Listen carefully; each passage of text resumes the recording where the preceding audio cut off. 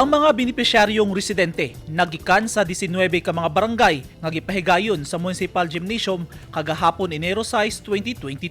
Gilangkuban sa libreng tuli, minor operations orthopedic, pediatric, internal medicine adult consultations, laboratory, dental services, tutok buntis program, COVID-19 vaccination alang sa mga babaeng buntis, implanon insertion ug ultrasound. Ang medical mission gipangunahan ni Dr. Helen Grace Abando, ang Sarangani Provincial Hospital Maitum Chief, kuyog ang municipality's health team nga gilangkuban sa mga doktor, nurse, midwife, health workers ug volunteers gikan sa Municipal Hospital ug Rural Health Unit.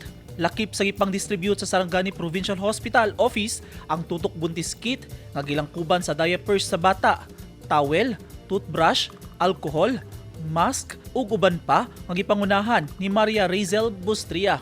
Dako ang pasalamat sa mga residente kinsa nakabenepisyo sa aktibidad. Ang usa ka adlaw nga medical mission sa Maitum Sarangani Province gitambungan usab sa mga opisyalis sa probinsyal nga panggamahanan. Nahimong malampuso na aktibidad sa tabang na usab sa nagkahiusang puwersa sa 30th Infantry Battalion, mga personahe sa Philippine National Police ug mga aktibong kabalikat Civicom 499 Chapter. Eugene Hinutan, Newsline Philippines. Stay safe!